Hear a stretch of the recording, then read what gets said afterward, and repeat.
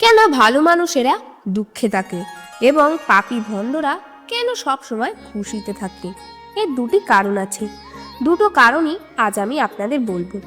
একটি শহরে একজন অসুস্থ মহিলা বাস করত। তার 3টি ছোট ছোট মেয়ে ছিল। অনেকদিন আগেই তার স্বামী মারা যায়। আপনি যদি এই গল্পটি শুনতে চান তাহলে পুরোপুরি শুনুন।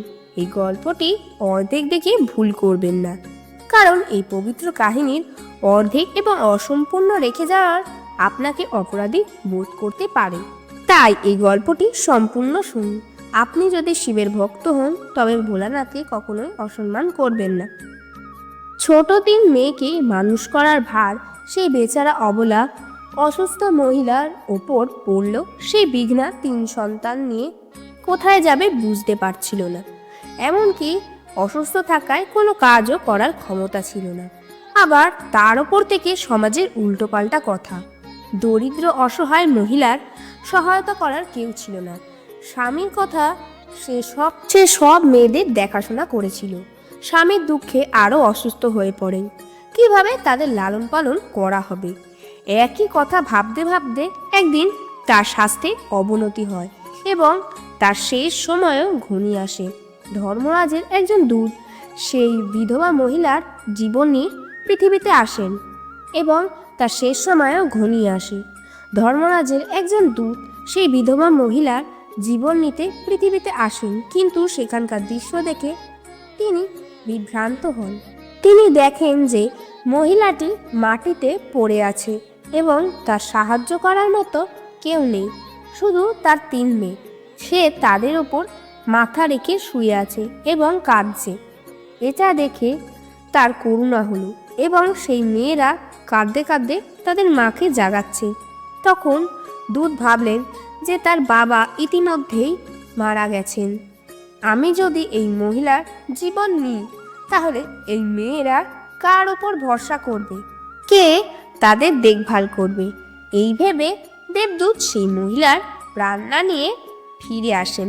ধর্মরাজ বলেন, তুমি এই মহিলার প্রাণ নিতে গিয়েছিলে, তাহলে খালি হাতে এলে কিভাবে? তখন দেবদূত বলেন, হে প্রভু, আমার ভুলগুলো ক্ষমা করুন। আমি চাইলেও সেই মহিলার জীবন আনতে পারিনি। যদি আমার জায়গায় থাকতেন তাহলে হয়তো আপনিও খালি হাতেই ফিরতেন। আমি সেই মহিলার কন্যাদের দুঃখ দেখতে পারিনি। তারা কাঁদছিল এবং তাদের মাকে জাগাচ্ছিল। সেখানে তাদের দেখার আর কেউ ছিল না। আমি যদি সেই মহিলাকে নিয়ে আসতাম তাহলে কে সেই মেয়েদের দেখাশোনা করত এবং কে তাদের দেখভাল করত? পৃথিবীর মানুষ এতটাই স্বার্থপর হয়ে গেছে যে বিনা কারণে কেউ কারোর পাশে এসে দাঁড়ায় না।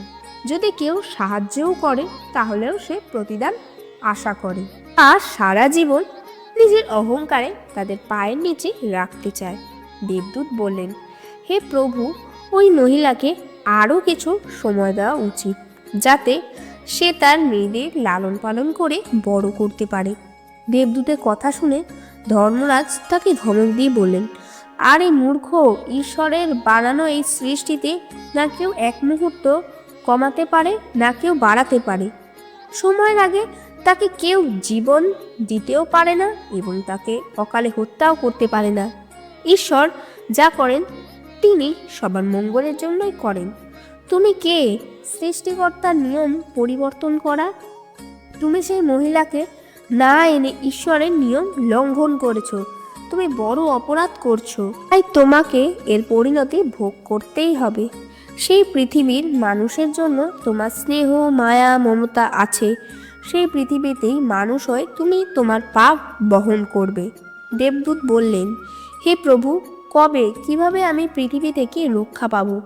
ধর্মরাজ বললেন, পৃথিবীতে যাওয়ার পর তুমি তোমার মূর্খতা দেখে 3 বার হাসবে, সেই সময় কেবল তুমি উদ্ধার পাবে। এই বলে ধর্মরাজ সেই দেবদূতকে পৃথিবীলোকে পাঠিয়ে দিল। দেবদূত মানুষ হয়ে পৃথিবীতে এলো। তার শরীরে কোনো কাপড় ছিল না। পৃথিবীলোকে একটা নিয়ম যে একজন মানুষ যখন জন্ম নেয় সে সময় সে উলঙ্গ অবস্থাতেই জন্ম নেয়। দেবদূত কোনো জন্ম নেয়নি, কিন্তু সে রাস্তার পাশে উলঙ্গ অবস্থাতেই শুয়েছিল। ঠান্ডায় কাঁপছিল। সেই সময় সেখান থেকে একজন মুচি যাচ্ছিল। ওই মুচি তার বাচ্চার জন্য শীতের পোশাক কিনতে যাচ্ছিল। পথের মধ্যে এক উলঙ্গ লোককে ঠান্ডায় কাঁপতে দেখে মুচি করুণা হলো। তিনি তার সন্তানের জন্য তো কাপড় কিনলই না, উল্টা দেবদূতের জন্য কাপড় এবং কম্বল কিনলেন, আর ওই কাপড় এনে সেই দেবদূতকে দিলেন। দেবদূত বললেন, ভাই, আপনি আমাকে কাপড় দিয়ে অনেক বড় উপকার করেছেন, কিন্তু আমাকে কাপড় দিয়ে তো আপনি আমাকে ঠান্ডা থেকে রক্ষা করলেন, কিন্তু আমার না তো কোনো ঘর আছে, না তো কোনো পরিবার, খাবার কোথায় পাবো তা জানি না। তখন মুচি বলল, হে ভাই, আমার বাড়িতে চলো, আমি আপনার যাবতীয় খরচ তুলে নেব। এবং সেই মুচি দেবদূতকে নিয়ে বাড়িতে পৌঁছে গেল। ওপাশে মুচির স্ত্রী দেখলেন তার স্বামী তো বাচ্চার জন্য কাপড় আনতে গিয়েছিল, তিনি কোনো জামা কাপড় নিয়ে আসেননি, উল্টে একজনকে বাড়িতে ডেকে এনেছেন। স্ত্রী তার স্বামীর সাথে ঝগড়া শুরু করে এবং তাকে গালিগালাজ করতে থাকে। এটা দেখে দেবদূত উচ্চস্বরে হেসে উঠলেন। মুচি জিজ্ঞাসা করলো, আরে ভাই, হাসছেন কেন? কি এমন দেখলেন যে হাসছেন? তখন দেবদূত বললেন, ভাই, আমার এই হাসির রহস্য আমি আপনাকে বলতে পারবো না, সময় হলে তখন আমি নিজেই জানাবো। দেবদূত মুচির বাড়িতে থাকতে শুরু করে এবং কিছুদিনের মধ্যেই মুচির সমস্ত কাজ শিখে যায়। দেবদূতের তৈরি জুতো ও চপ্পল ভালোই বিক্রি হচ্ছিল।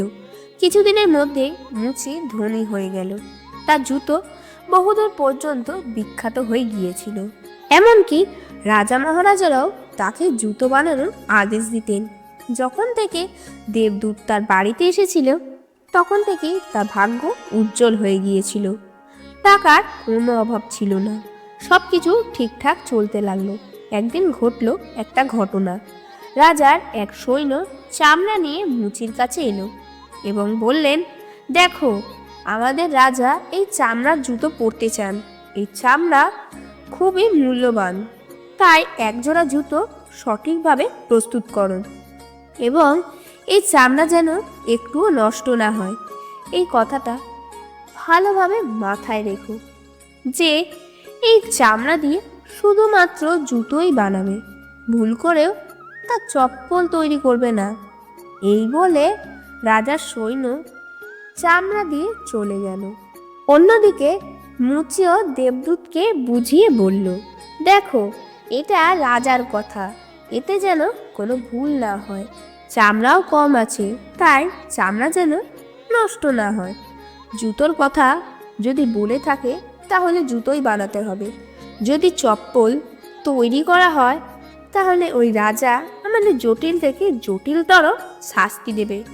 মুচি এত বোঝানোর পরেও দেবদূত চামড়ার চপ্পলই তৈরি করলো। চপ্পল দেখে মুচির বুক ফুলে উঠল। মুচি দেবদূতকে বকাঝকা করতে লাগলো, এমনকি লাঠি দিয়ে তাকে মারতেও ছুটে যায়। সে বলল, ওরে মূর্খ, তোকে বারবার বলেছিলাম জুতো বানাতে, তুই কিনা সেই চপ্পলই বানালি। এখন রাজা আমাদের ছাড়বেন না, তুইও মরবি, সাথে আমাকে নিয়েও মরবি, বাড়ির সকলকে ফাঁসিয়ে দেবে রাজা। মুচিকে খুব দুঃখিত দেখে দেবদূত খিলখিল করে হাসতে লাগলো। মুচি বললেন, ওরে মূর্খ, কাজ নষ্ট করে এখন হাসছিস? আরে দেখ, রাজার সৈনিক জুতো নিতে এসে গেছে।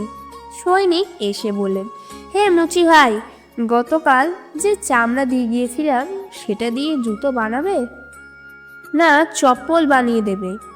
কারণ রাজা সাহেবের মৃত্যু হয়েছে এবং এখানের প্রথা রয়েছে যে যে ব্যক্তি মারা যায় তাকে চামড়ার চপ্পল পরিয়ে শেষ যাত্রায় নিয়ে যাওয়া হয়। পরদিন 3 মেয়ে এক বৃদ্ধা মহিলার সাথে মুচির দোকান এলো। তারা তিনজনেই বিয়ে করতে চলেছে এবং তিনজনেই তাদের জুতোর মাপ দিতে এসেছে।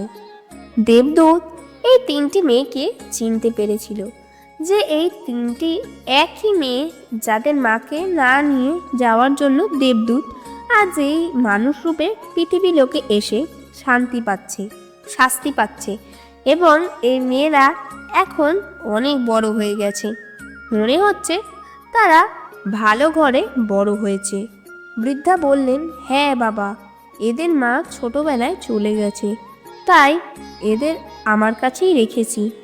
আমার কোটি টাকার সম্পদ আছে এবং দুর্ভাগ্যবশত আমার কেউ নেই, তাই আমি এই 3 মেয়েকে আমার কাছে রেখেছি। আমি এদের ভালোভাবে খাওয়া দাওয়া করিয়ে পড়াশোনা করিয়ে বড় করেছি, আর এখন বিয়ে দিতে যাচ্ছি। মেয়েদের ভাগ্য দেখে মনে মনে ভাবে, ভগবান যা কিছু করেন তিনি ভালোর জন্যই করেন। আর এই সময় যদি তাদের মা না মারা যেতেন, তাহলে আজ এরা অনাহারে ও দরিদ্রের মধ্যে পড়ে থাকত। মায়ের মৃত্যুর পর আজ এই 3 মেয়েই অনেক ধনী পরিবারের পুত্রবধূ হতে চলেছে, আর এই বৃদ্ধার কোটি টাকার সম্পত্তির মালিকও হয়েছে এই 3 মেয়ে। এসব দেবদূত তার আগে করা মুহূর্তের কথা ভেবে জোরে জোরে হাসতে লাগলো।